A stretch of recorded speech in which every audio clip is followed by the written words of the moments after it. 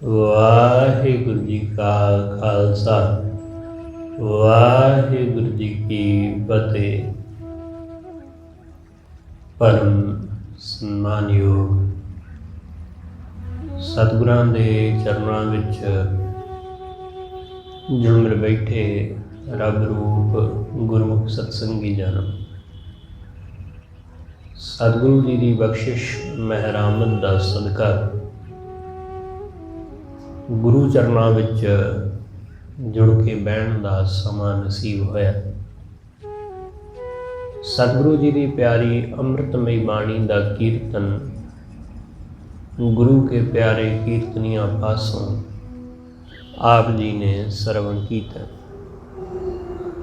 ਗੁਰੂ ਦਰ ਤੇ ਜੁੜ ਕੇ ਸਤਿਗੁਰੂ ਜੀ ਦੀ ਬਾਣੀ ਦੁਆਰਾ ਵਾਹਿਗੁਰੂ ਨਾਲ ਜੁੜਨ ਦਾ, ਸਾਂਝ ਪਾਉਣ ਦਾ ਆਪਣੇ ਵੱਲੋਂ ਯਤਨ ਕਰ ਰਹੇ ਹਾਂ।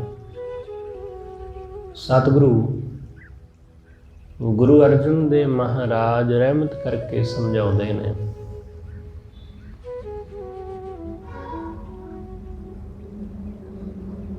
ਕਿ ਮਨੁੱਖ ਇਸ ਸੰਸਾਰ ਅੰਦਰ ਧਨ ਦੇ ਮਗਰ ਪਾਗਲ ਹੋਇਆ ਫਿਰਦਾ। ਧਨ ਦੌਲਤ ਦੀ ਚਾਹਤ ਇਸ ਬੰਦੇ ਦੇ ਕੋਲੋਂ ਬਹੁਤ ਕੁਝ ਕਰਵਾਉਂਦੀ ਹੈ। ਧਨ ਹੀ ਇਹਦਾ ਸਭ ਕੁਝ ਹੈ ਤੇ ਧਨ ਦੀ ਖਾਤਰ ਇਹ ਦਿਨ ਰਾਤ ਮਸ਼ੱਕਤਾਂ ਘਾਲਣ ਵਿੱਚ ਲੱਗਾ ਹੋਇਆ। ਦਿਨ ਰਾਤ ਇਹ ਮਾਇਆ ਵਿਹਾਜਣ ਤੇ ਲੱਗਾ ਹੋਇਆ ਹੈ।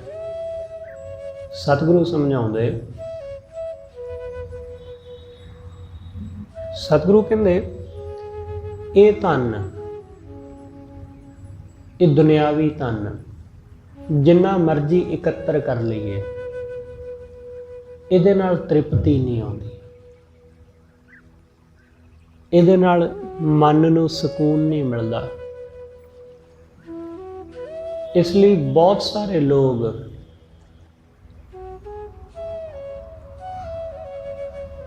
ਜਿਨ੍ਹਾਂ ਨੇ ਧਨ ਨੂੰ ਨੇੜਿਓਂ ਹੋ ਕੇ ਤੱਕਿਆ,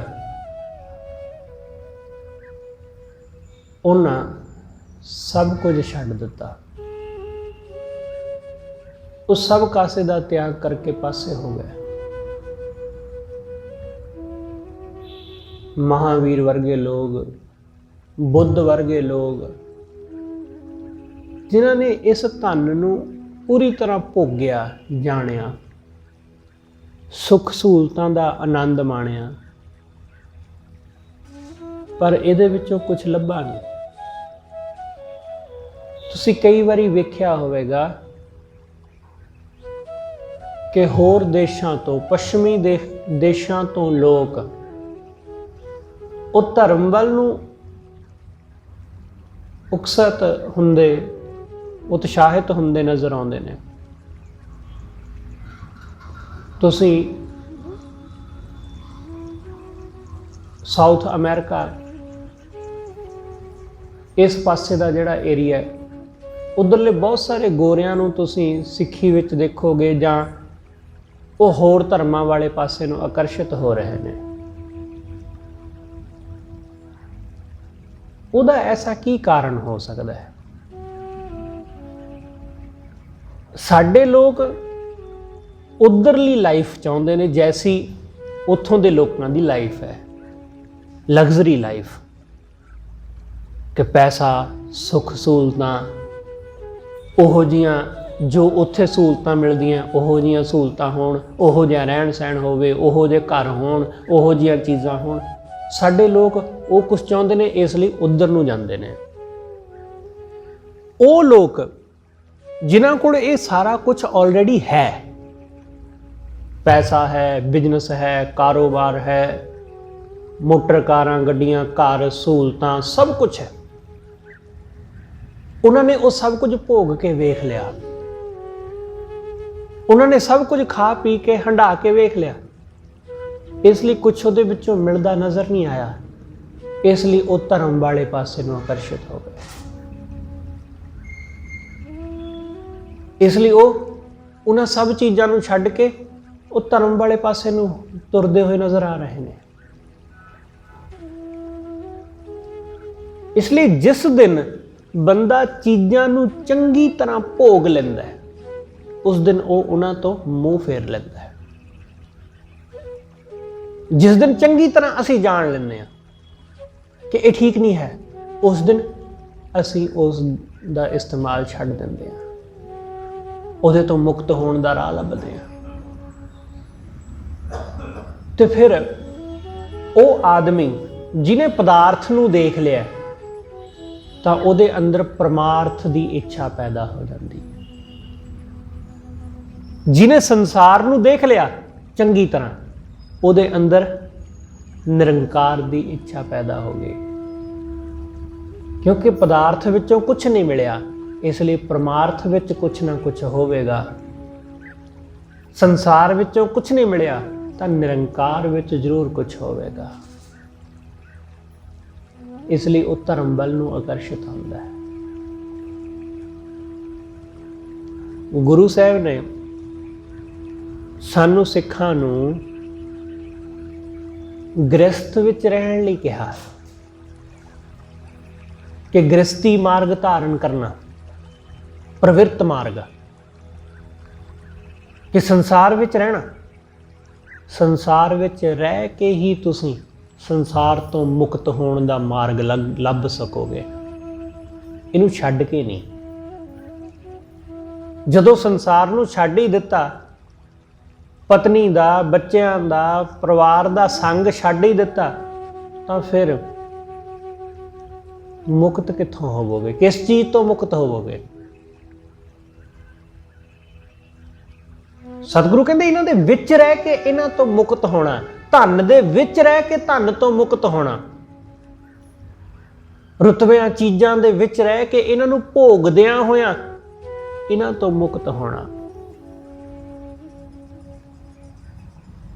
ਇਸ ਲਈ ਸਤਿਗੁਰੂ ਸਮਝਾਉਂਦੇ ਨੇ ਅੱਜ ਦੇ ਇਸ ਬਚਨ ਅੰਦਰ। ਸਤਿਗੁਰੂ ਕਹਿੰਦੇ ਕਿ ਐਸਾ ਵਾਹਿਗੁਰੂ ਦਾ ਨਾਮ ਧਨ ਸੰਚ ਇਕੱਠਾ ਕਰ, ਐਸਾ ਹਰ ਧਨ ਸੰਚਿਆ ਭਾਈ। ਵਾਹਿਗੁਰੂ ਦਾ ਨਾਮ ਰੂਪੀ ਧਨ, ਐਸਾ ਧਨ ਇਕੱਠਾ ਕਰ ਕਿ ਭਾਹ ਨਾ ਜਾਲੈ, ਜਲ ਨਹੀਂ ਡੂਬੈ, ਸੰਗ ਛੋੜ ਕਰ ਕਤੋ ਨਾ ਜਾਈ। ਵਾਹਿਗੁਰੂ ਦਾ ਨਾਮ ਰੂਪੀ ਧਨ ਐਸਾ ਧਨ ਹੈ ਜਿਹੜਾ ਧਨ ਨਾ ਅੱਗ ਵਿੱਚ ਸੜਦਾ, ਨਾ ਪਾਣੀ ਵਿੱਚ ਡੁੱਬਦਾ, ਅਤੇ ਜਿਹੜਾ ਬੰਦੇ ਦਾ ਸਾਥ ਛੱਡ ਕੇ ਕਦੇ ਨਹੀਂ ਜਾਂਦਾ। ਪੈਸਾ ਸਾਡਾ ਸਾਥ ਛੱਡ ਜਾਂਦਾ, ਇਹ ਪਾਣੀ ਵਿੱਚ ਡੁੱਬ ਜਾਂਦਾ ਹੈ। ਕਾਗਜ਼ ਦੇ ਨੋਟ ਇਹ ਗਲ ਸੜ ਜਾਂਦੇ ਨੇ ਪਾਣੀ ਦੇ ਵਿੱਚ, ਅੱਗ ਦੇ ਵਿੱਚ ਸੜ ਕੇ ਸੁਆਹ ਹੋ ਜਾਂਦੇ ਨੇ। ਪਰ ਸਤਿਗੁਰੂ ਕਹਿੰਦੇ ਐਸਾ ਧਨ ਇਕੱਠਾ ਕਰ ਜਿਹੜਾ ਸੜੇ ਨਾ, ਜਿਹੜਾ ਡੁੱਬੇ ਨਾ, ਜਿਹੜਾ ਛੱਡ ਕੇ ਨਾ ਜਾਵੇ। ਪੈਸਾ ਛੱਡ ਜਾਂਦਾ ਬੰਦੇ ਨੂੰ, ਪੈਸੇ ਨੂੰ ਤਾਂ ਪਤਾ ਵੀ ਨਹੀਂ ਹੈ ਕਿ ਮੇਰਾ ਮਾਲਕ ਕੌਣ ਹੈ। ਸਾਡੀ ਜੇਬ ਦੇ ਵਿੱਚ ਪੈਸਾ ਹੈ, ਪਰ ਪੈਸੇ ਨੂੰ ਥੋੜ੍ਹੀ ਨਾ ਪਤਾ ਹੈ ਕਿ ਇਹ ਬੰਦਾ ਮੇਰਾ ਮਾਲਕ ਹੈ, ਜਿਹਨੇ ਆਪਣੀ ਜੇਬ 'ਚ ਪਾ ਕੇ ਰੱਖਿਆ ਮੈਨੂੰ। ਸਾਡੀ ਜੇਬ ਕੱਟੀ ਜਾਂਦੀ ਹੈ ਤਾਂ ਮਾਲਕ ਉਹ ਹੋ ਜਾਂਦਾ ਜਿਹਦੇ ਹੱਥ ਵਿੱਚ ਸਾਡਾ ਪਰਸ ਚਲਿਆ ਜਾਂਦਾ। ਸਾਡਾ ਵਾਲਟ, ਸਾਡਾ ਪਰਸ ਡਿੱਗ ਪੈਂਦਾ ਕਿਤੇ ਤਾਂ ਜਿਹੜਾ ਚੁੱਕਦਾ ਉਹਦਾ ਮਾਲਕ ਹੋ ਜਾਂਦਾ ਹੈ। ਇਸ ਲਈ ਸਤਿਗੁਰੂ ਕਹਿੰਦੇ ਇਹ ਧਨ ਬੰਦੇ ਦਾ ਸਾਥ ਛੱਡ ਜਾਂਦਾ, ਚੋਰੀ ਨਾ ਹੋਵੇ, ਅੱਗ ਨਾ ਲੱਗੇ, ਡੁੱਬੇ ਨਾ ਕਿਤੇ, ਕਿਤੇ ਕੋਈ ਘਾਟਾ ਨਾ ਪਵੇ। ਜਿੱਥੇ ਇਨਵੈਸਟ ਕੀਤਾ ਉੱਥੇ ਪੈਸਾ ਡੁੱਬੇ ਨਾ, ਸਾਰੀ ਜ਼ਿੰਦਗੀ ਪੈਸਾ ਸਾਡੇ ਕੋਲ ਸਾਂਭਿਆ ਪਿਆ ਰਹੇ। ਪਰ ਜਿਸ ਦਿਨ ਮੌਤ ਆਉਂਦੀ ਹੈ ਉਸ ਦਿਨ ਉਹ ਸਭ ਕੁਝ ਖੋਹ ਲੈਂਦੀ। ਉਹਨੇ ਲੁੱਟ ਲਿਆ ਸਭ, ਉਹ ਪੈਸਾ ਫਿਰ ਸਾਡਾ ਸਾਥ ਛੱਡ ਗਿਆ। ਇਸ ਲਈ ਜਦੋਂ ਕੋਈ ਪ੍ਰਾਣੀ ਮਰ ਜਾਂਦਾ ਹੈ ਨਾ, ਤਾਂ ਉਹਦੀ ਜੇਬ ਦੇ ਵਿੱਚ ਪਈਆਂ ਚੀਜ਼ਾਂ, ਉਹਦੇ ਕੱਪੜਿਆਂ ਨਾਲ ਸੰਬੰਧਿਤ ਜੋ ਵੀ ਉਹਦੇ ਕੋਲ ਹੁੰਦਾ, ਸੋਨੇ ਦਾ ਕੋਈ ਗਹਿਣਾ, ਕੋਈ ਗਲ ਵਿੱਚ ਕੋਈ ਸੋਨੇ ਦੀ ਚੇਨ, ਹੱਥ ਵਿੱਚ ਕੜਾ ਜਾਂ ਅੰਗੂਠੀ ਜਾਂ ਕੁਛ ਵੀ, ਉਹ ਸਰੀਰ ਨਾਲ ਹੀ ਚੰਬੜਿਆ ਰਹਿ ਗਿਆ। ਇਸ ਲਈ ਸਭ ਤੋਂ ਪਹਿਲਾਂ ਜਦੋਂ ਕੋਈ ਆਦਮੀ ਮਰਦਾ ਹੈ ਤਾਂ ਸਭ ਤੋਂ ਪਹਿਲਾਂ ਉਹਦੇ ਪਰਿਵਾਰ ਦੇ ਮੈਂਬਰ ਉਹਦੇ ਨਾਲ ਸੰਬੰਧਿਤ ਚੀਜ਼ਾਂ ਨੂੰ ਲਾਉਂਦੇ ਨੇ। ਜੇ ਔਰਤ ਹੈ ਤਾਂ ਉਹਦੀਆਂ ਵਾਲੀਆਂ, ਉਹਦਾ ਕੋਕਾ, ਉਹਦੇ ਗਲ ਵਿੱਚ ਪਾਇਆ ਕੋਈ ਚੇਨ ਸੋਨੇ ਦਾ, ਉਹ ਪਹਿਲਾਂ ਉਹ ਉਤਾਰਦੇ ਨੇ। ਉਹਦੀ ਜੇਬ ਵਿੱਚ ਕਿੰਨੇ ਪੈਸੇ ਨੇ ਉਹ ਕੱਢੇ ਜਾਂਦੇ ਨੇ, ਫਿਰ ਉਸ ਨੂੰ ਨਵਾਇਆ ਜਾਂਦਾ ਹੈ। ਪਹਿਲਾਂ ਚੀਜ਼ਾਂ ਲੈ ਲਈਆਂ ਜਾਂਦੀਆਂ। ਸਤਿਗੁਰੂ ਕਹਿੰਦੇ ਇਹ ਮਾਇਆ, ਇਹ ਧਨ, ਇਹ ਬੰਦੇ ਦੇ ਨਾਲ ਨਹੀਂ ਨਿਭਦਾ ਹੈ। ਇਸ ਲਈ ਐਸਾ ਹਰ ਧਨ ਸੰਚਿਐ ਭਾਈ, ਐਸਾ ਵਾਹਿਗੁਰੂ ਦਾ ਨਾਮ ਧਨ ਸੰਚੋ, ਜਿਹੜਾ ਭਾਰ ਨਾ ਜਾਲੈ, ਜਲ ਨਹੀਂ ਡੁੱਬੈ, ਸੰਗ ਛੋੜ ਕਰ ਕਤੋ ਨਾ ਜਾਏ। ਜਿਹੜਾ ਤੁਹਾਡਾ ਸੰਗ ਛੱਡ ਕੇ ਨਾ ਜਾਵੇ, ਜਿਹੜਾ ਸਾਡਾ ਸਾਥ ਨਾ ਛੱਡੇ, ਕੋਈ ਚੋਰੀ ਨਾ ਕਰ ਸਕੇ, ਕੋਈ ਉਸ ਨੂੰ ਸਾਡੇ ਕੋਲੋਂ ਖੋਹ ਨਾ ਸਕੇ। ਪੈਸੇ ਨੂੰ ਕੋਈ ਖੋਹ ਸਕਦਾ, ਸਾਨੂੰ ਸਾਡੇ ਕੋਲੋਂ ਚੋਰੀ ਕਰਕੇ ਲੈ ਜਾਏ, ਸਾਨੂੰ ਪਤਾ ਨਾ ਲੱਗੇ। ਸਾਡੇ ਸਿਰ ਦੇ ਉੱਤੇ, ਮੱਥੇ ਤੇ ਕੋਈ ਪਿਸਤੌਲ ਰੱਖ ਕੇ ਖੋਹ ਕੇ ਲੈ ਜਾਏ, ਕੀ ਕਰ ਲੈਂਦੇ ਆ? ਲੋਕ ਕਹਿੰਦੇ ਨਹੀਂ ਮੇਰੀ ਜਾਨ ਬਖਸ਼ ਦੇ, ਆ ਪੈਸੇ ਲੈ ਜਾ। ਐਸਾ ਹੀ ਹੁੰਦਾ ਨਾ ਕਿ ਬੰਦਾ ਆਪਣੀ ਜਾਨ ਬਚਾਉਂਦਾ, ਉਹ ਕਹਿੰਦਾ ਜੀ ਕੋਈ ਨਹੀਂ, ਆ ਲੈ ਜਾ। ਲੋਕ ਦੇ ਦਿੰਦੇ ਨੇ, ਲੋਕ ਆਪਣੀਆਂ ਗੱਡੀਆਂ ਤੱਕ ਦੇ ਦਿੰਦੇ ਨੇ। ਕਿ ਰਸਤੇ ਵਿੱਚ ਕੋਈ ਆਦਮੀ ਸੜਕ ਤੇ ਪਿਆ ਸੀ, ਬੰਦੇ ਨੇ ਸੋਚਿਆ ਕਿ ਸ਼ਾਇਦ ਕੋਈ ਐਕਸੀਡੈਂਟ ਹੋ ਗਿਆ, ਉਹ ਉਸ ਨੂੰ ਦੇਖਣ ਲੱਗਦਾ ਤੇ ਉਹ ਸੜਕ ਤੇ ਪਿਆ ਹੋਇਆ ਪਿਸਤੌਲ ਕੱਢ ਕੇ ਉਹਦੇ ਕੋਲੋਂ ਗੱਡੀ ਦੀ ਚਾਬੀ ਲੈ ਲੈਂਦਾ, ਸਭ ਕੁਝ ਲੈ ਲੈਂਦਾ ਤੇ ਆਦਮੀ ਚੁੱਪਚਾਪ ਦੇ ਵੀ ਦਿੰਦਾ। ਇਸ ਲਈ ਇਹ ਚੀਜ਼ਾਂ ਖੋਹੀਆਂ ਜਾ ਸਕਦੀਆਂ ਸਾਡੇ ਕੋਲੋਂ। ਲੋਕ ਘਰਾਂ ਦੇ ਉੱਤੇ ਕਬਜ਼ੇ ਕਰ ਲੈਂਦੇ ਨੇ, ਘਰ ਵੀ ਖੋਇਆ ਜਾ ਸਕਦਾ ਹੈ, ਗੱਡੀਆਂ ਖੋਹੀਆਂ ਜਾ ਸਕਦੀਆਂ, ਪੈਸਾ ਖੋਇਆ ਜਾ ਸਕਦਾ ਹੈ, ਸੋਨਾ ਚਾਂਦੀ ਖੋਇਆ ਜਾ ਸਕਦਾ ਹੈ। ਇਸ ਲਈ ਸਤਿਗੁਰੂ ਕਹਿੰਦੇ ਇਹ ਚੀਜ਼ਾਂ ਬੰਦੇ ਦਾ ਸਾਥ ਛੱਡ ਜਾਂਦੀਆਂ। ਰੁਤਬੇ ਵੀ ਖੋਹ ਲਏ ਜਾਂਦੇ ਨੇ, ਧੱਕੇ ਨਾਲ ਲਾਹ ਦਿੱਤਾ ਜਾਂਦਾ ਕੁਰਸੀਆਂ ਤੋਂ। ਸਭ ਕੁਝ ਇੱਕ ਦਿਨ ਖੁੱਸ ਜਾਂਦਾ ਬੰਦੇ ਦੇ ਕੋਲੋਂ। ਇਸ ਲਈ ਸਤਿਗੁਰੂ ਕਹਿੰਦੇ ਉਹ ਧਨ ਸੰਚ ਜਿਹਨੂੰ ਕੋਈ ਚੋਰੀ ਨਾ ਕਰ ਸਕੇ, ਜਿਹਨੂੰ ਕੋਈ ਸਾਡੇ ਕੋਲੋਂ ਲੁੱਟ ਨਾ ਸਕੇ, ਸਾਡੀ ਕੰਨ ਪੱਟੀ ਤੇ ਬੰਦੂਕ ਰੱਖ ਕੇ ਕੋਈ ਡਰਾ ਕੇ ਨਾ ਸਾਡੇ ਕੋਲੋਂ ਲੈ ਸਕੇ। ਐਸਾ ਹੁੰਦਾ ਨਾ ਕਿ ਕਬੀਰ ਸਾਹਿਬ ਨੂੰ ਹਾਥੀ ਦੇ ਸਾਹਮਣੇ ਸੁੱਟ ਦਿੱਤਾ ਜਾਂਦਾ ਹੈ, ਹੱਥ ਪੈਰ ਬੰਨ੍ਹ ਕੇ। ਕਬੀਰ ਸਾਹਿਬ ਕੋਲ ਕਿਹੜੀ ਦੌਲਤ ਸੀ ਜਿਹੜਾ ਉਹ ਲੁੱਟਣਾ ਚਾਹੁੰਦੇ ਸੀ? ਉਹਨਾਂ ਕੋਲ ਕੋਈ ਹੀਰੇ ਮੋਤੀ, ਸੋਨੇ ਚਾਂਦੀ, ਕੋਈ ਜ਼ਮੀਨਾਂ ਦੇ ਮਾਲਕ ਤਾਂ ਹੈ ਨਹੀਂ ਸੀ, ਬਹੁਤ ਸਾਰੀਆਂ ਜ਼ਮੀਨਾਂ ਦੇ। ਉਹਨਾਂ ਦੇ ਕੋਲ ਬੰਦਗੀ ਦਾ ਧਨ ਸੀ। ਤਾਂ ਉਹਨਾਂ ਨੂੰ ਕਿਹਾ ਜਾਂਦਾ ਹੈ ਕਿ ਇਹਨੂੰ ਛੱਡ ਦਿਓ, ਨਹੀਂ ਤਾਂ ਹਾਥੀ ਦੇ ਪੈਰ ਥੱਲੇ ਤੁਹਾਡਾ ਸਿਰ ਦੇ ਕੇ ਮਾਰ ਦਿਆਂਗੇ। ਉਹਨਾਂ ਨੇ ਕੋਸ਼ਿਸ਼ ਕੀਤੀ। ਨਾਮਦੇਵ ਜੀ ਨਾਲ ਵੀ ਐਸਾ ਹੀ ਕੀਤਾ ਕਿ ਇਹ ਛੱਡ ਕੇ ਤੂੰ ਵਾਹਿਗੁਰੂ ਦਾ ਨਾਮ, ਪਰਮੇਸ਼ਰ ਦਾ ਨਾਮ ਛੱਡ ਕੇ ਤੂੰ ਅੱਲਾ ਅੱਲਾ ਕਹਿਣਾ ਸ਼ੁਰੂ ਕਰ ਤਾਂ ਬਖਸ਼ ਦਿਆਂਗੇ। ਐਸਾ ਹੀ ਸਿੱਖ ਇਤਿਹਾਸ ਵਿੱਚ ਐਸਾ ਹੀ ਹੈ ਕਿ ਛੋਟੇ ਸਾਹਿਬਜ਼ਾਦਿਆਂ ਨੂੰ ਵੀ ਐਸਾ ਕਿਹਾ ਗਿਆ, ਭਾਈ ਮਨੀ ਸਿੰਘ ਵਰਗਿਆਂ ਨੂੰ ਐਸਾ ਹੀ ਕਿਹਾ ਗਿਆ, ਭਾਈ ਤਾਰੂ ਸਿੰਘ ਵਰਗਿਆਂ ਨੂੰ ਵੀ, ਕਿ ਛੱਡੋ ਜੋ ਤੁਹਾਡੇ ਕੋਲ ਹੈ, ਜੋ ਦੌਲਤ ਤੁਸੀਂ ਲਈ ਫਿਰਦੇ ਹੋ ਇਹ ਛੱਡ ਦਿਓ। ਪਰ ਉਹ ਖੋ ਨਹੀਂ ਸਕੇ। ਉਹਨਾਂ ਦਾ ਤਸੀਹੇ ਦੇਣਾ, ਉਹਨਾਂ ਦਾ ਡਰਾਉਣਾ ਧਮਕਾਉਣਾ, ਇੱਥੋਂ ਤੱਕ ਮਾਰ ਵੀ ਦੇਣਾ, ਕਤਲ ਤੱਕ ਕਰ ਦੇਣਾ, ਉਹਨਾਂ ਦੇ ਕੋਲੋਂ ਉਸ ਧਨ ਨੂੰ ਨਹੀਂ ਲੈ ਸਕਿਆ। ਉਹ ਧਨ ਖੋ ਨਾ ਸਕੇ ਉਹਨਾਂ ਦੇ ਕੋਲੋਂ। ਖੋਪਰ ਤਾਂ ਉਤਾਰ ਦਿੱਤਾ। ਭਾਈ ਜੈ ਸਿੰਘ ਦੀ ਪੁੱਠਿਆਂ ਟੰਗ ਕੇ ਉਹਦੀ ਖੱਲ ਲਾ ਦਿੱਤੀ ਗਈ, ਪਰ ਉਹਦੇ ਕੋਲੋਂ ਵਾਹਿਗੁਰੂ ਦਾ ਨਾਮ ਧਨ ਨਹੀਂ ਲੈ ਸਕੇ, ਸੱਚੀ ਦੌਲਤ ਨਹੀਂ ਲੈ ਸਕੇ। ਸੱਚੀ ਦੌਲਤ ਖੋਈ ਨਹੀਂ ਜਾ ਸਕਦੀ। ਚੀਜ਼ਾਂ ਖੋਈਆਂ ਜਾ ਸਕਦੀਆਂ, ਪਰ ਉਹਦੇ ਨਾਮ ਨੂੰ ਕਿੱਥੋਂ ਖੋਲੋਗੇ? ਗਲ ਵਿੱਚ ਪਹਿਨਿਆ ਹੋਇਆ ਹਾਰ ਉਤਾਰਿਆ ਜਾ ਸਕਦਾ ਹੈ, ਤੋੜਿਆ ਜਾ ਸਕਦਾ ਹੈ, ਖਿੱਚਿਆ ਜਾ ਸਕਦਾ ਹੈ, पर ਉਹਦੇ ਨਾਮ ਦਾ ਹਾਰ ਗਲ ਵਿੱਚ ਪਹਿਨ ਲੋਗੇ ਤਾਂ ਕੌਣ ਖਿੱਚੇਗਾ, ਕੌਣ ਤੋੜੇਗਾ, ਕੌਣ ਉਹਨੂੰ ਖੋਏਗਾ? ਉਹਨੂੰ ਨਹੀਂ ਕੋਈ ਖੋ ਸਕਦਾ। ਇਸ ਲਈ ਸਤਿਗੁਰੂ ਸਮਝਾਉਂਦੇ, ਸਤਿਗੁਰੂ ਕਹਿੰਦੇ ਸੰਗ ਛੋੜ ਕਰ ਕਤੋ ਨਾ ਜਾਈ। ਉਹ ਸੰਗ ਛੱਡ ਕੇ ਨਹੀਂ ਜਾਂਦਾ ਸਾਡਾ। ਇਸ ਲਈ ਸਿਰਫ ਪੈਸੇ ਵਾਲੇ ਪਾਸੇ ਧਿਆਨ ਨਾ ਦਿਓ। ਐਸਾ ਨਹੀਂ ਕਿ ਉਹਦੀ ਲੋੜ ਨਹੀਂ ਹੈ,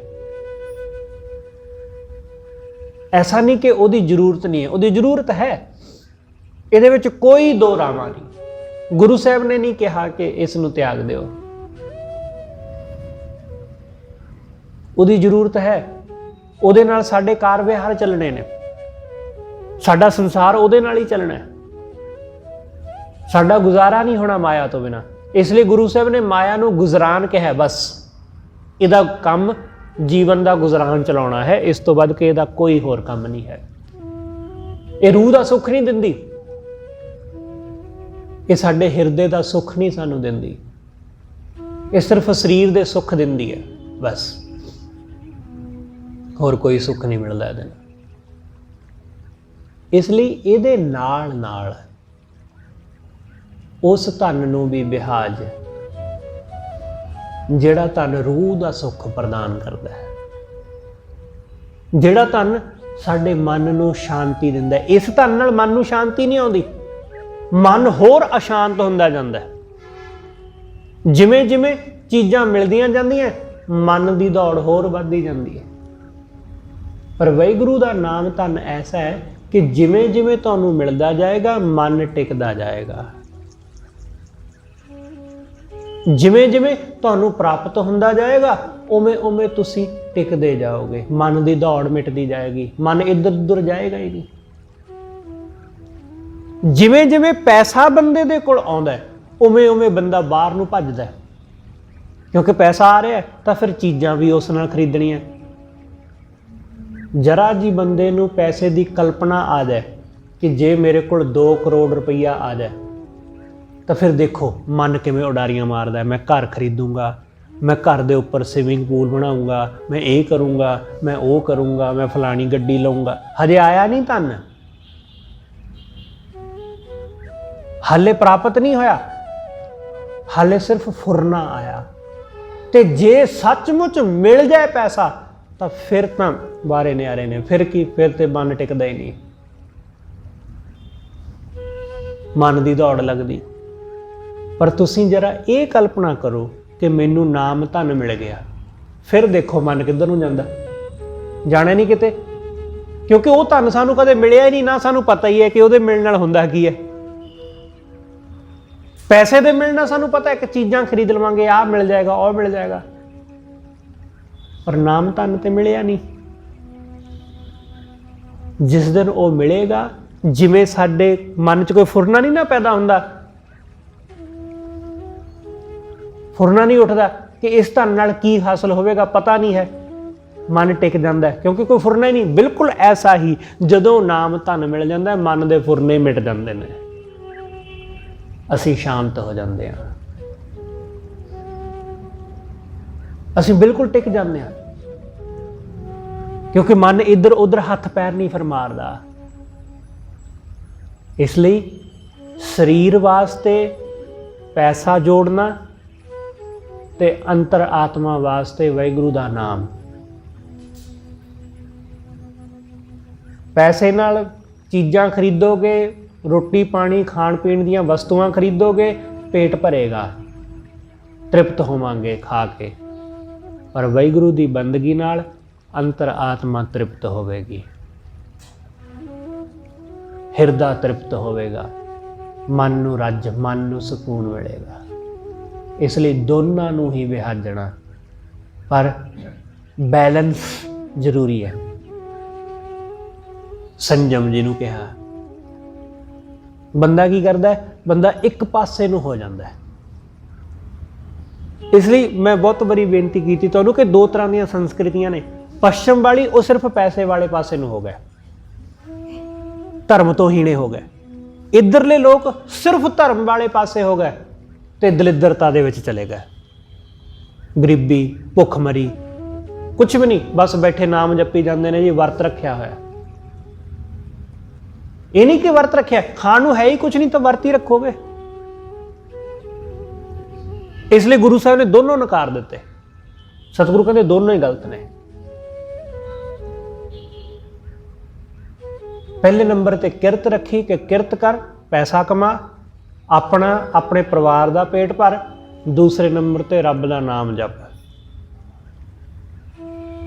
ਤੇ ਫਿਰ ਜੋ ਤੇਰੇ ਕੋਲ ਹੈ ਉਹਦੇ ਵਿੱਚੋਂ ਵੰਡ ਕੇ ਖਾ। ਸੌਖਾ ਸਿੰਪਲ ਮਾਰਗ ਸਤਿਗੁਰੂ ਨੇ ਬਖਸ਼ ਦਿੱਤਾ। ਕੁਛ ਵੀ ਨਹੀਂ ਅਲੱਗਾ ਕਰਨ ਦੀ ਜ਼ਰੂਰਤ ਵੱਖਰਾ।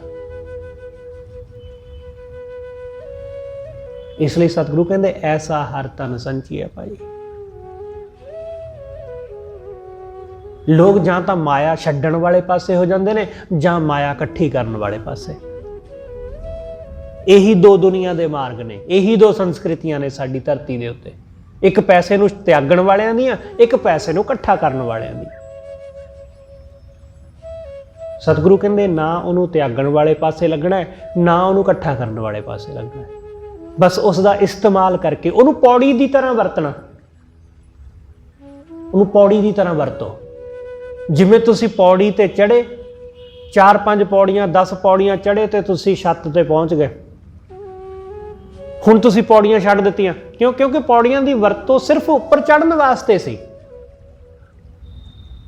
ਐਸਾ ਤੇ ਹੈ ਨਹੀਂ ਕਿ ਹੁਣ ਉਹਨਾਂ ਨੂੰ ਇਕੱਠਾ ਕਰ ਲਿਆ ਕਿ ਭਾਈ ਨਹੀਂ, ਮੈਨੂੰ ਇਹਨਾਂ ਪੌੜੀਆਂ ਨੇ ਉੱਪਰ ਚੜਾਇਆ, ਮੈਂ ਤਾਂ ਇੱਥੇ ਰਹੂੰ। ਇਹ ਤੇ ਪੌੜੀਆਂ ਬਹੁਤ ਭਲੀਆਂ, ਇਹ ਤਾਂ ਬਹੁਤ ਚੰਗੀਆਂ, ਇਹ ਤਾਂ ਬੰਦੇ ਨੂੰ ਉੱਪਰ ਚੜਾ ਦਿੰਦੀਆਂ। ਉਹਨਾਂ ਪੌੜੀਆਂ ਦਾ ਕੋਈ ਲਾਭ ਨਹੀਂ ਹੈ। ਉਹਨਾਂ ਦਾ ਲਾਭ ਸਿਰਫ ਇੰਨਾ ਸੀ ਕਿ ਉਹਨਾਂ ਨੇ ਤੁਹਾਨੂੰ ਛੱਤ ਤੇ ਪਹੁੰਚਾ ਦਿੱਤਾ। ਹੁਣ ਪੌੜੀਆਂ ਵਿੱਚ ਬਹਿਣ ਦਾ ਕੋਈ ਲਾਭ ਨਹੀਂ ਹੈ। ਹੁਣ ਆਪਣੀ ਮੰਜ਼ਿਲ ਤੇ ਪਹੁੰਚਣਾ। ਬਿਲਕੁਲ ਐਸਾ ਹੀ ਪੈਸੇ ਨੂੰ ਪੌੜੀ ਦੀ ਤਰ੍ਹਾਂ ਵਰਤ ਲਵੋ। ਉਹਦੇ ਉੱਤੇ ਪੈਰ ਰੱਖ ਕੇ ਵਾਹਿਗੁਰੂ ਵਾਲੇ ਪਾਸੇ ਨੂੰ ਹੋ ਜਾਵੋ। ਬਸ ਇਸਤੇਮਾਲ ਕਰੋ ਉਹਦਾ, ਪਰ ਉਹਦੇ ਵਿੱਚ ਉਲਝੋ ਨਾ। ਇਸ ਕਰਕੇ ਸਤਿਗੁਰੂ ਕਹਿੰਦੇ ਜਦੋਂ ਉਹਦੀ ਰਹਿਮਤ ਹੁੰਦੀ ਹੈ, ਕਰ ਕਿਰਪਾ ਹਰ ਪ੍ਰਗਟੀ ਆਇਆ। ਉਹ ਵਾਹਿਗੁਰੂ ਕਿਰਪਾ ਕੀਤੀ ਉਸਨੇ, ਉਹ ਪ੍ਰਗਟ ਹੋ ਗਿਆ। ਉਹ ਪ੍ਰਗਟ ਹੀ ਹੈ, ਸਾਡੀ ਨਿਗਾਹ ਨਹੀਂ ਪੈਂਦੀ ਉਹਦੇ ਤੇ। ਕਿਉਂਕਿ ਸਾਡੀ ਨਿਗਾਹ ਹੋਰ ਪਾਸੇ ਹੈ।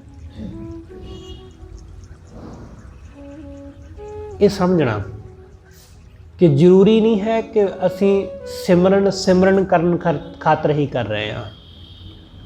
ਜ਼ਰੂਰੀ ਨਹੀਂ ਹੈ ਕਿ ਅਸੀਂ ਗੁਰਦੁਆਰੇ ਜਾਣ ਖਾਤਰ ਹੀ ਆਏ ਹਾਂ। ਅਸੀਂ ਕਿਸੇ ਹੋਰ ਗੱਲ ਕਰਕੇ ਵੀ ਆਏ ਹੋਏ ਹੋ ਸਕਦੇ ਹਾਂ। ਸਾਡਾ ਧਾਰਮਿਕ ਕਰਮ ਕਰਨ ਦਾ ਮਕਸਦ ਕੁਝ ਹੋਰ ਵੀ ਹੋ ਸਕਦਾ ਹੈ। ਜ਼ਰੂਰੀ ਨਹੀਂ ਹੈ ਕਿ ਸਾਡਾ ਧਾਰਮਿਕ ਕਰਮ ਕਰਨ ਦਾ ਮਕਸਦ ਉਸ ਪ੍ਰਮਾਤਮਾ ਨੂੰ ਹਾਸਲ ਕਰਨਾ ਹੀ ਹੋਵੇ। ਇਸ ਲਈ ਇਸ ਗੱਲ ਨੂੰ ਹਮੇਸ਼ਾ ਚੇਤੇ ਰੱਖਣਾ। ਬਹੁਤ ਸਾਰੇ ਲੋਕ ਉਹ ਧਰਮ ਸਥਾਨਾਂ ਵਿੱਚ ਜਾਂਦੇ ਨੇ, ਪੂਜਾ ਪਾਠ ਕਰਦੇ ਨੇ, ਸਿਮਰਨ ਸਾਧਨਾ ਕਰਦੇ ਨੇ, ਪਰ ਬਹੁਤੀ ਵੇਰਾ ਉਹਨਾਂ ਦੀ ਮਨਸ਼ਾ ਕੁਝ ਹੋਰ ਹੁੰਦੀ ਹੈ। ਉਹਨਾਂ ਦੀ ਮਨਸ਼ਾ ਕੁਝ ਹੋਰ ਹੁੰਦੀ। ਵਾਹਿਗੁਰੂ ਸਾਹਮਣੇ ਪ੍ਰਗਟ ਹੁੰਦਾ ਹੈ, ਪਰ ਧਿਆਨ ਕਿਸੇ ਹੋਰ ਚੀਜ਼ ਵਿੱਚ ਹੁੰਦਾ ਹੈ। ਧਿਆਨ ਉਹਦੇ ਤੇ ਨਹੀਂ ਹੈ, ਧਿਆਨ ਉਹਦੇ ਕੋਲੋਂ ਜਿਹੜੀ ਚੀਜ਼ ਮਿਲੇਗੀ ਉਹਦੇ ਵਿੱਚ ਹੈ। ਉਹ ਤੇ ਪ੍ਰਗਟ ਹੀ ਹੈ, ਉਹ ਤੇ ਸਾਹਮਣੇ ਪ੍ਰਤੱਖ ਮੌਜੂਦ ਹੀ ਹੈ। ਸਾਡਾ ਧਿਆਨ ਲੱਗਾ ਹੈ ਕਿ ਉਹ ਮੈਨੂੰ ਧੀ ਦੇ ਦੇਵੇ, ਮੈਨੂੰ ਪੁੱਤ ਦੇ ਦੇਵੇ। ਸਾਡਾ ਧਿਆਨ ਲੱਗਾ ਹੈ ਕਿ ਮੈਂ ਬਹੁਤ ਦੁਖੀ ਹਾਂ, ਮੈਨੂੰ ਤੰਦਰੁਸਤੀ ਦੇ ਦੇਵੇ। ਸਾਡਾ ਧਿਆਨ ਲੱਗਾ ਹੈ ਕਿ ਨੌਕਰੀ ਨਹੀਂ ਮਿਲ ਰਹੀ, ਨੌਕਰੀ ਦੇ ਦੇਵੇ। ਸਾਡਾ ਧਿਆਨ ਲੱਗਾ ਹੈ ਕਿ ਕਈ ਸਾਲਾਂ ਤੋਂ ਕੰਮ ਕਰੀ ਜਾ ਰਹੇ ਹਾਂ, ਪ੍ਰਮੋਸ਼ਨ ਨਹੀਂ ਮਿਲ ਰਿਹਾ, ਪ੍ਰਮੋਸ਼ਨ ਮਿਲ ਜਾਏ। ਸਾਡਾ ਧਿਆਨ ਲੱਗਾ ਹੋਇਆ ਹੈ ਕਿ ਬਿਜ਼ਨਸ ਚੱਲ ਨਹੀਂ ਰਿਹਾ, ਦੁਕਾਨ ਚੱਲ ਨਹੀਂ ਰਹੀ, ਗਾਹਕ ਆ ਨਹੀਂ ਰਹੇ, ਕੰਮ ਚੱਲ ਪਵੇ। ਇਸ ਲਈ ਸਾਡਾ ਧਿਆਨ ਉਹਦੇ ਉੱਤੇ ਤਾਂ ਹੈ ਹੀ ਨਹੀਂ। ਸਾਡਾ ਧਿਆਨ ਆਪਣੇ ਆਪ ਉੱਤੇ ਹੀ ਹੈ। ਇਸ ਲਈ ਉਹ ਸਾਹਮਣੇ ਬੈਠਾ ਵੀ ਪ੍ਰਗਟ ਵੀ ਨਜ਼ਰ ਨਹੀਂ ਆਉਂਦਾ ਸਾਨੂੰ। ਪਰ ਸਤਿਗੁਰੂ ਕਹਿੰਦੇ ਗੁਰੂ ਨੇ ਮੇਰੇ ਤੇ ਰਹਿਮਤ ਕੀਤੀ, ਮੈਨੂੰ ਪੂਰਾ ਗੁਰੂ ਮਿਲ ਪਿਆ। ਜਦੋਂ ਮੈਨੂੰ ਪੂਰਾ ਗੁਰੂ ਮਿਲ ਪਿਆ ਨਾ, ਤਾਂ ਗੁਰੂ ਨੇ ਮੈਨੂੰ ਸੱਚੀ ਵਸਤੂ ਵਿਖਾ ਦਿੱਤੀ। ਕਰ ਕਿਰਪਾ ਹਰ ਪ੍ਰਗਟੀ ਆਇਆ, ਮਿਲ ਸਤਿਗੁਰ ਧਨ ਪੂਰਾ ਪਾਇਆ। ਮੈਂ ਗੁਰੂ ਨਾਲ ਮਿਲ ਪਿਆ, ਗੁਰੂ ਨਾਲ ਮਿਲ ਕੇ ਮੈਂ ਪੂਰਾ ਧਨ ਪਾ ਲਿਆ। ਮੈਂ ਗੁਰੂ ਨਾਲ ਮਿਲ ਕੇ ਸੱਚਾ ਧਨ ਪਾ ਲਿਆ। ਸੱਚਾ ਧਨ ਹੈ। ਗੁਰੂ ਨੇ ਮੈਨੂੰ ਦਿਖਾ ਦਿੱਤੀ ਅਸਲੀਅਤ। ਗੁਰੂ ਅਮਰਦਾਸ ਮਹਾਰਾਜ ਜੀ ਨੂੰ ਦੁਰਗਾ ਦਾਸ ਨਾਮ ਦਾ ਇੱਕ ਬੰਦਾ ਮਿਲਿਆ ਸੀ।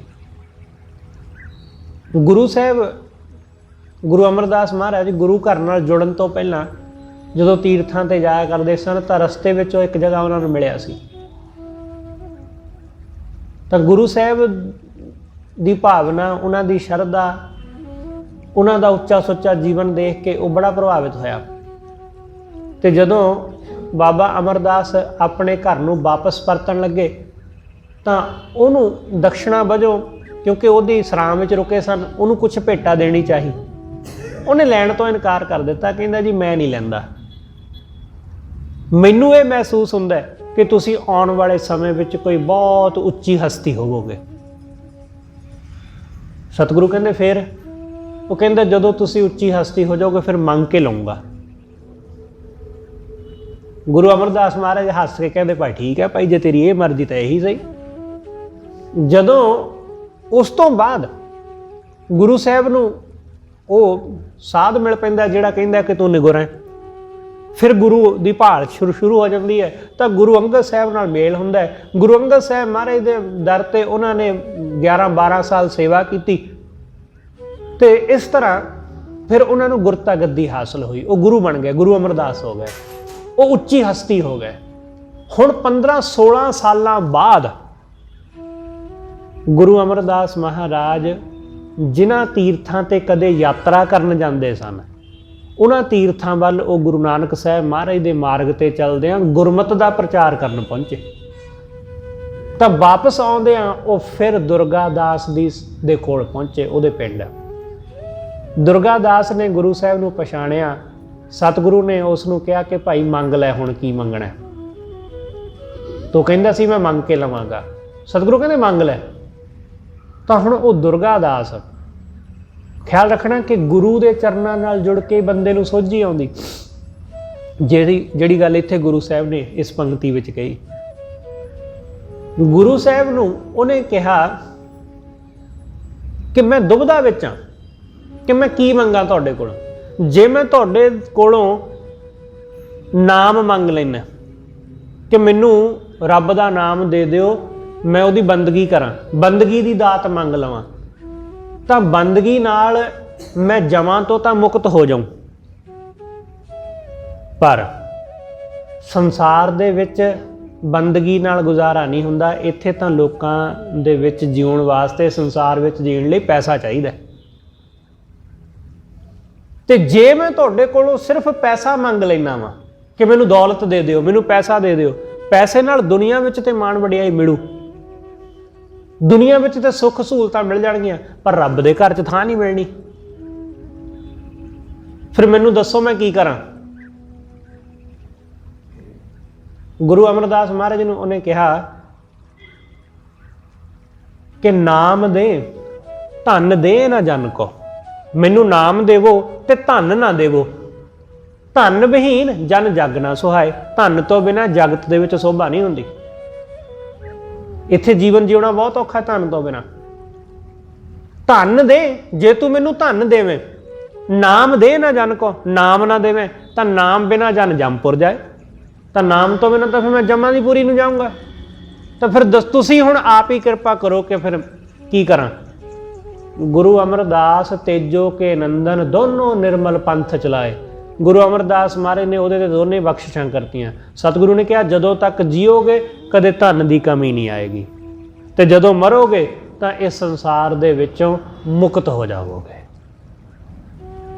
ਸਤਿਗੁਰੂ ਕਹਿੰਦੇ ਨਾਮ ਵੀ ਬਖਸ਼ਿਆ ਤੁਹਾਨੂੰ ਤੇ ਤੁਹਾਨੂੰ ਦੁਨਿਆਵੀ ਧਨ ਵੀ ਬਖਸ਼ਿਆ।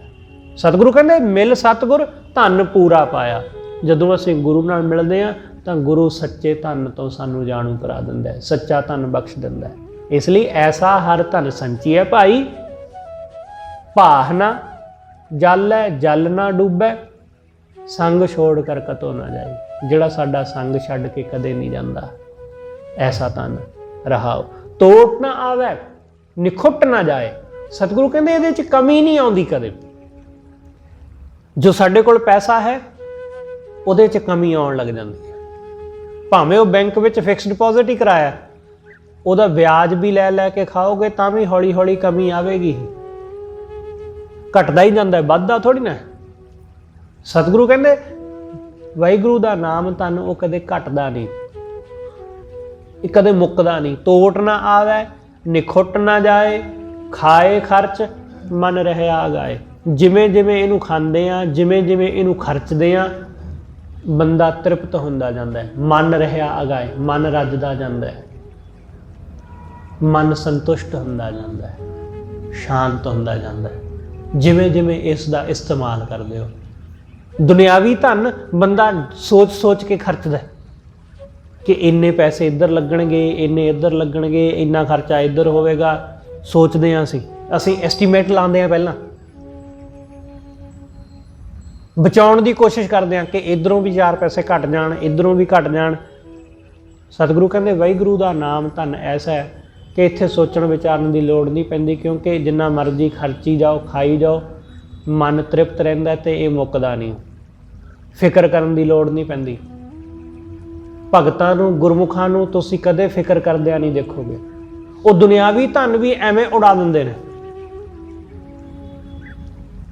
ਐਸਾ ਨਹੀਂ ਹੈ ਕਿ ਉਹ ਸਾਡੇ ਵਾਂਗੂ ਵਿਆਹਾਂ ਸ਼ਾਦੀਆਂ ਦੇ ਉੱਤੇ ਪੈਸੇ ਲੁਟਾ ਲੁਟਾ ਕੇ ਸੁੱਟਦੇ ਨੇ ਨੱਚਣ ਵਾਲਿਆਂ ਦੇ ਉੱਤੋਂ।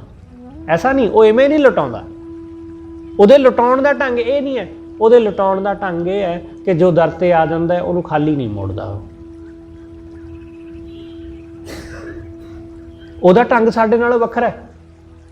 ਉਹ ਕਿਸੇ ਨੂੰ ਭੁੱਖਾ ਨਹੀਂ ਜਾਣ ਦਿੰਦਾ, ਕਿਸੇ ਨੂੰ ਨਿਰਾਸ਼ ਨਹੀਂ ਜਾਣ ਦਿੰਦਾ, ਕਿਸੇ ਨੂੰ ਦੁਖੀ ਨਹੀਂ ਜਾਣ ਦਿੰਦਾ। ਐਸਾ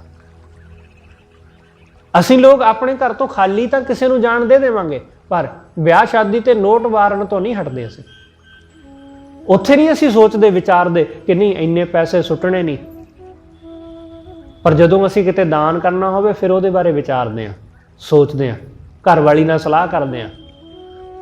ਪਰ ਵਿਆਹਾਂ ਸ਼ਾਦੀਆਂ 'ਤੇ ਅਸੀਂ ਕਿਸੇ ਨੂੰ ਨਹੀਂ ਪੁੱਛਦੇ ਕਿ ਪੈਸੇ ਸੁੱਟਾਂ ਕਿ ਨਾ ਸੁੱਟਾਂ। ਇੱਥੋਂ ਸਾਡੀ ਸੋਚ ਦਾ ਪਤਾ ਲੱਗ ਜਾਂਦਾ ਕਿ ਸਾਡੀ ਮਾਨਸਿਕਤਾ ਕੈਸੀ ਹੈ। ਗੁਰੂ ਸਾਹਿਬਾਨ, ਉਹ ਸਤਿਗੁਰੂ ਜੀ ਨੇ ਬੜਾ ਧਨ ਖਰਚਿਆ। ਜੈਸਾ ਆਉਂਦਾ ਸੀ ਉਹ ਵੈਸਾ ਹੀ ਵਰਤ ਦਿੰਦੇ ਸਨ। ਸੰਗਤਾਂ ਦੀ ਮਾਇਆ ਸੰਗਤਾਂ 'ਤੇ ਹੀ ਵਰਤ ਦਿੰਦੇ ਸਨ। ਉਹਨਾਂ ਨੇ ਕਦੇ ਨਹੀਂ ਕਿਹਾ ਮਸੰਦਾਂ ਨੂੰ, ਪ੍ਰਚਾਰਕਾਂ ਨੂੰ, ਗੁਰੂ ਘਰ ਦੀ ਮਾਇਆ ਸੰਭਾਲਣ ਵਾਲਿਆਂ ਨੂੰ ਕਿ ਇਹਨੂੰ ਸਾਂਭ ਸਾਂਭ ਰੱਖੀ ਜਾਓ। ਸਤਿਗੁਰੂ ਕਹਿੰਦੇ ਜੈਸੀ ਆਉਂਦੀ ਹੈ ਵਰਤ ਦਿਓ ਵੈਸੀ, ਕਿਉਂਕਿ ਇਹਨੂੰ ਰੋਕੋਗੇ ਤਾਂ ਕੱਲ੍ਹ ਨੂੰ ਮੁਸੀਬਤ ਖੜੀ ਹੋਏਗੀ। ਇਸ ਲਈ ਬਹੁਤਾ ਸਰਫਾ ਕਰਨ ਦੀ ਲੋੜ ਨਹੀਂ। ਤੇ ਖਿਆਲ ਰੱਖਣਾ, ਗੁਰੂ ਦਾ ਘਰ ਕਦੇ ਘਾਟੇ ਵਿੱਚ ਨਹੀਂ ਜਾਂਦਾ। ਗੁਰੂ ਦਾ ਦਰ ਕਦੇ ਲਾਸ ਵਿੱਚ ਨਹੀਂ ਜਾਂਦਾ। ਅਸੀਂ ਕਈ ਵਾਰੀ ਕਹਿ ਦਿੰਦੇ ਹਾਂ ਮੂਰਖਤਾ ਦੇ ਵਿੱਚ, ਅਣਜਾਣਪੁਣੇ ਵਿੱਚ, ਕਿ ਘਾਟਾ ਪੈ ਰਿਹਾ। ਗੁਰੂ ਨੂੰ ਕਿਸ ਗੱਲ ਦਾ ਘਾਟਾ? ਗੁਰੂ ਦਾ ਘਰ ਕੋਈ ਦੁਕਾਨ ਥੋੜ੍ਹੀ ਹੈ, ਕੋਈ ਇਹ ਬਿਜ਼ਨਸ ਥੋੜ੍ਹੀ ਨਾ ਕਿ ਇਹ ਬਿਜ਼ਨਸ ਹੈ ਕਿ ਜੀ ਹੁਣ ਪੈਸਾ ਘੱਟ ਹੋ ਰਿਹਾ, ਪਹਿਲਾਂ ਜ਼ਿਆਦਾ ਹੋ ਰਿਹਾ ਸੀ। ਕਿ ਇੱਥੇ ਕੋਈ ਵਿਕਰੀ ਹੋ ਰਹੀ ਕਿਸੇ ਚੀਜ਼ ਦੀ ਕਿ ਪਹਿਲਾਂ ਜ਼ਿਆਦਾ ਗਾਹਕ ਆਉਂਦੀ ਸੀ ਤੇ ਹੁਣ ਘਟ ਗਏ। ਗੁਰੂ ਦੇ ਦਰ ਕਦੇ ਘਾਟਾ ਨਹੀਂ ਹੁੰਦਾ ਹੈ। ਘਾਟਾ ਦੁਕਾਨਾਂ ਤੇ ਬਿਜ਼ਨਸਾਂ ਵਿੱਚ ਹੁੰਦਾ ਹੈ। ਗੁਰੂ ਦਾ ਦਰ ਤੇ ਰਹਿਮਤਾਂ ਬਖਸ਼ਿਸ਼ਾਂ ਲਟਾਉਂਦਾ ਹੈ। ਇਸ ਲਈ ਇਹੋ ਜਿਹੀ ਸੋਚ ਜਿਹੜੀ ਹੈ ਉਹ ਬਹੁਤੀ ਵਧੀਆ ਨਹੀਂ, ਸਿਆਣੀ ਨਹੀਂ ਹੁੰਦੀ। ਸਤਿਗੁਰੂ ਕਹਿੰਦੇ ਉਹਦੇ ਦਰ ਤੇ ਹਮੇਸ਼ਾ ਵਾਧਾ ਹੀ ਹੈ। ਇਸ ਨਾਮ ਧਨ ਨੂੰ ਜਿੰਨਾ ਖਰਚੋ ਓਨਾ ਵਾਧਾ ਜਾਂਦਾ ਹੈ, ਓਨਾ ਵਾਧਾ ਜਾਂਦਾ ਹੈ। ਇਸ ਲਈ ਖਾਏ ਖਰਚ ਮਨ ਰਿਹਾ ਆਗਾਏ। ਇਸ ਨੂੰ ਖਾਂਦਿਆਂ ਖਰਚਦਿਆਂ ਮਨ ਤ੍ਰਿਪਤ ਹੁੰਦਾ ਜਾਂਦਾ ਹੈ। ਮਨ ਨੂੰ ਫਿਕਰ ਨਹੀਂ ਰਹਿੰਦੀ ਕਿ ਮੁੱਕ ਜਾਏਗਾ। ਦੁਨਿਆਵੀ ਧਨ ਦੀ ਫਿਕਰ ਲੱਗੀ ਰਹਿੰਦੀ ਹੈ ਕਿ ਮੁੱਕ ਜਾਏਗਾ। ਇਸ ਲਈ ਸੰਕੋਚ ਕੇ ਚੱਲਦਾ ਬੰਦਾ। ਸੋ ਸੱਚ ਸ਼ਾਹ ਜਿਸ ਘਰ ਹਰ ਧਨ ਸੰਜਾਣਾ। ਸਤਿਗੁਰੂ ਕਹਿੰਦੇ ਉਹੀ ਅਸਲ ਵਿੱਚ ਸੱਚਾ ਸ਼ਾਹ ਹੈ, ਜਿਹਦੇ ਘਰ ਵਾਹਿਗੁਰੂ ਦਾ ਨਾਮ ਧਨ ਹੈ, ਜਿਹਦੇ ਘਰ ਉਹਦੇ ਨਾਮ ਦੀ ਦੌਲਤ ਹੈ। ਸਤਿਗੁਰੂ ਨੇ ਬਾਣੀ ਅੰਦਰ ਕਿਹਾ ਹੈ, ਸਤਿਗੁਰੂ ਕਹਿੰਦੇ ਜਿਨ ਕੈ ਪੱਲੇ ਧਨ ਵਸੈ ਤਿਨ ਕਾ ਨਾਮ ਫਕੀਰ। ਫਕੀਰ ਉਹ ਨਹੀਂ ਹੈ ਜਿਹਦੇ ਪੱਲੇ ਕੱਖ ਨਹੀਂ ਹੈ। ਲੋਕੀ ਫੱਕਰ ਉਹਨੂੰ ਕਹਿੰਦੇ ਨੇ ਜਿਹਦੇ ਕੋਲ ਕੁਛ ਨਾ ਹੋਵੇ, ਮੰਗਦਾ ਫਿਰਦਾ ਹੋਵੇ ਗਲੀਆਂ ਵਿੱਚ, ਕਹਿੰਦੇ ਜੀ ਫਕੀਰ ਆਦਮੀ ਹੈ, ਇਹਦੇ ਕੋਲ ਕੀ। ਸਤਿਗੁਰੂ ਕਹਿੰਦੇ ਉਹ ਫਕੀਰ ਨਹੀਂ, ਫਕੀਰ ਉਹ ਹੈ ਜਿਨ੍ਹਾਂ ਨੇ ਬਹੁਤ ਸਾਰਾ ਧਨ ਆਪਣੇ ਪੱਲੇ ਬੰਨਿਆ ਹੋਇਆ। ਜਿਨ ਕੈ ਪੱਲੇ ਧਨ ਵਸੈ ਤਿਨ ਕਾ ਨਾਮ ਫਕੀਰ, ਜਿਨ ਕੈ ਪੱਲੇ ਤੂੰ ਵਸੈ। हे ਸੱਚੇ ਪਾਤਸ਼ਾਹ, ਜਿਨ੍ਹਾਂ ਦੇ ਹਿਰਦੇ ਦੇ ਵਿੱਚ ਤੂੰ ਵਸਦਾ ਸੇ ਜਨ ਗੁਣੀ ਗਹੀਰ। ਉਹ ਬੰਦੇ ਅਸਲ ਵਿੱਚ ਦੌਲਤਮੰਦ ਨੇ, ਜਿਨ੍ਹਾਂ ਦੇ ਹਿਰਦੇ ਵਿੱਚ ਤੂੰ ਵਸਦਾ ਹੈ। ਸੋ ਸੱਚ ਸ਼ਾਹ ਜਿਸ ਘਰ ਹਰ ਧਨ ਸੰਚਾਣਾ, ਇਸ ਧਨ ਤੇ ਸਭ ਜੱਗ ਵਰਸਾਣਾ। ਇਸ ਧਨ ਰਾਹੀਂ ਸਾਰਾ ਜੱਗ ਵਰਸਾਉਂਦਾ ਹੈ, ਸਾਰਾ ਜੱਗ ਇਸ ਧਨ ਰਾਹੀਂ ਵਸਦਾ ਹੈ। ਇਸ ਤੋਂ ਬਹੁਤ ਸਾਰੇ ਲੋਕ ਵਰਸਾਏ ਜਾਂਦੇ ਨੇ। ਦੁਨਿਆਵੀ ਧਨ ਨਾਲ ਬਹੁਤੇ ਲੋਕ ਨਹੀਂ ਵਰਸਾਏ ਜਾਂਦੇ, ਕਿਉਂਕਿ ਬੰਦੇ ਨੂੰ ਲੱਗਦਾ ਕਿ ਇਹ ਮੇਰੇ ਕੋਲ ਹੀ ਰਹੇ। ਉਹ ਦੂਸਰਿਆਂ ਨੂੰ ਦੇਣਾ ਹੀ ਨਹੀਂ ਚਾਹੁੰਦਾ। ਇੱਥੋਂ ਦੇਣਾ ਤੇ ਦੂਰ ਦੀ ਗੱਲ, ਦੱਸਣਾ ਵੀ ਨਹੀਂ ਚਾਹੁੰਦਾ ਕਿ ਮੇਰੇ ਕੋਲ 4 ਪੈਸੇ ਹੈਗੇ ਨੇ। ਵਾਹਿਗੁਰੂ ਦੇ ਨਾਮ ਧਨ ਨਾਲ ਹੋਰਨਾਂ ਨੂੰ ਵੀ ਵਰਸਾਇਆ ਜਾ ਸਕਦਾ ਹੈ। ਇਸ ਲਈ ਇਸ ਧਨ ਤੇ ਸਭ ਜੱਗ ਵਰਸਾਣਾ, ਤਿੰਨ ਹਰ ਧਨ ਪਾਇਆ ਜਿਸ ਪੁਰਬ ਲਿਖੇ ਕਾ ਲੈਣਾ। ਸਤਿਗੁਰੂ ਕਹਿੰਦੇ ਉਸ ਨੇ ਇਹ ਵਾਹਿਗੁਰੂ ਦਾ ਨਾਮ ਧਨ ਪਾਇਆ ਜਿਹਦੇ ਤੇ ਵਾਹਿਗੁਰੂ ਦੀ ਰਹਿਮਤ, ਜਿਹਦੇ ਪੂਰਬ ਲਿਖੇ, ਜਿਹਦੇ ਤੇ ਉਹਦੀ ਕਿਰਪਾ ਦਾ ਲੇਖ। ਜਨ ਨਾਨਕ ਅੰਤਵਾਰ ਨਾਮ ਗਹਿਣਾ। ਵਾਹਿਗੁਰੂ ਦਾ ਨਾਮ ਹੀ ਸਾਡੇ ਨਾਲ ਗਹਿਣੇ ਦੇ ਤਰ੍ਹਾਂ ਨਿਭਦਾ ਹੈ। ਇਹ ਐਸਾ ਗਹਿਣਾ ਹੈ ਜਿਹੜਾ ਨਾਲ ਨਿਭਦਾ ਹੈ। ਬਾਕੀ ਸਭ ਗਹਿਣੇ ਜਿਹੜੇ ਨੇ ਉਹ ਸੜ ਜਾਂਦੇ ਨੇ, ਉਹਨੂੰ ਉਤਾਰ ਲਿਆ ਜਾਂਦਾ ਹੈ, ਪਰ ਇਸ ਗਹਿਣੇ ਨੂੰ ਕੋਈ ਉਤਾਰ ਨਹੀਂ ਸਕਦਾ ਹੈ। ਇਹ ਸਾਡੇ ਨਾਲ ਹੀ ਰਹੇਗਾ। ਇਹਦੇ ਵਰਗਾ ਹੋਰ ਕੋਈ ਗਹਿਣਾ ਹੈ ਹੀ ਨਹੀਂ ਹੈ। ਇਸ ਲਈ ਇਸ ਗਹਿਣੇ ਨੂੰ ਹਾਸਲ ਕਰਨ ਦਾ ਯਤਨ ਕਰਨਾ। ਬਾਕੀ ਗਹਿਣੇ ਤਾਂ ਅਸੀਂ ਕਦੇ ਕਦੇ ਪਹਿਨਦੇ ਹਾਂ, ਸੋਨੇ ਚਾਂਦੀ ਦੇ, ਡਾਇਮੰਡ ਦੇ, ਇੱਧਰ ਉੱਧਰ ਹੋਰ ਚੀਜ਼ਾਂ ਦੇ। ਉਹ ਅਸੀਂ ਕਦੇ ਕਦੇ ਕਿਸੇ ਫੰਕਸ਼ਨ 'ਤੇ, ਕਿਸੇ ਪਾਰਟੀ 'ਤੇ, ਕਿਸੇ ਵਿਆਹ 'ਤੇ ਪਹਿਨ ਲੈਂਦੇ ਹਾਂ। ਪਰ ਵਾਹਿਗੁਰੂ ਦਾ ਨਾਮ ਰੂਪੀ ਗਹਿਣਾ ਜੋ ਹਮੇਸ਼ਾ ਸਾਡੇ ਨਾਲ ਰਹਿੰਦਾ ਹੈ, ਜਿਹਨੂੰ ਤੁਸੀਂ ਇੱਕ ਵਾਰੀ ਗਲ ਵਿੱਚ ਧਾਰਨ ਕਰ ਲਓਗੇ, ਇਹ ਮਰਨ ਤੱਕ ਤੇ ਮਰਨ ਤੋਂ ਬਾਅਦ ਵੀ ਨਾਲ ਰਹੇਗਾ। ਇਸ ਲਈ ਇਸ ਨੂੰ ਹਾਸਲ ਕਰਨ ਦਾ ਯਤਨ ਕਰਨਾ। ਬਾਕੀ ਚੀਜ਼ਾਂ ਤੇ ਦੇਰ ਸਵੇਰ ਹਾਸਲ ਹੋ ਹੀ ਜਾਣਗੀਆਂ। ਹੋਈਆਂ ਭੁੱਲਾਂ ਲਈ ਖਿਮਾ। ਸਤਿਗੁਰੂ ਜੀ ਅਤੇ ਆਪ ਸਰਬੱਤ ਸੰਗਤ ਬਖਸ਼ਣਯੋਗ। ਭੁੱਲਾਂ ਨਾ ਚਿਤਾਰਦੇ ਹੋਏ ਆਖੋ ਜੀ ਵਾਹਿਗੁਰੂ ਜੀ ਕਾ ਖਾਲਸਾ, ਵਾਹਿਗੁਰੂ ਜੀ ਕੀ ਫਤਿਹ।